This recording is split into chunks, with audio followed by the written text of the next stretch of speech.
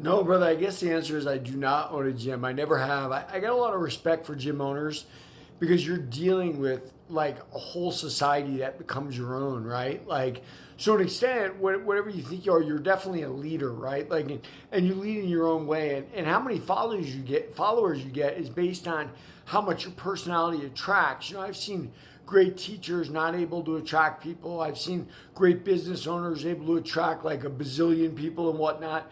But it always seemed like way too much work for me. And superficially you can look at it as easy, like, okay, you get 100 people paying you $100 a month, you're starting to get in the money. But that's usually a break-even point, and then you got to get above that. And if you get below it, you're in real trouble. So no, gym never held any allure for me. Like if you can see me behind you, I'm there training in my home gym there.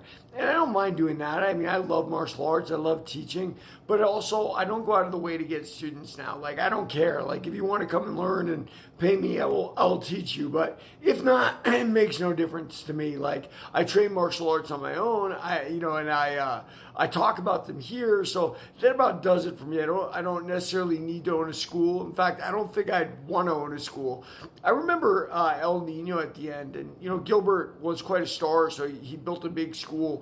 But Gilbert was so young and immature and all those other things that normal people are at that age. Like he wasn't cleaning the mats. And by the time like I left that northern gym in California, like the mats were disgusting. They were, he wasn't having anyone clean them. I assume because it's too expensive. And look, I get that. Like mats are the most expensive part of any gym, right? Like, but if you don't take care of them, you're going to be in a lot of trouble. We had a rat living there at the end when I was running his boot camp for him, but he wouldn't do anything about it. And that's just the way it is. I had another buddy in San Francisco. They were two Irish buddies who owned the gym together, and one was this really hardcore alpha male guy that used to freak out. First of all, he used to have sex with the girls in the gym, which I guess is natural, right? And then he'd fight with them and they'd quit. So like he'd have sex with these hot young girls and they'd fight with him and then they'd leave. And his partner, who was another Irish guy, would get so frustrated because he was a really good businessman. And he's like, you got to stop doing this. But he couldn't tell him to stop doing it either because the guy was so alpha. That was, a pure comedy, if you will. But yeah, man, I think owning a gym is the unsung heroes game.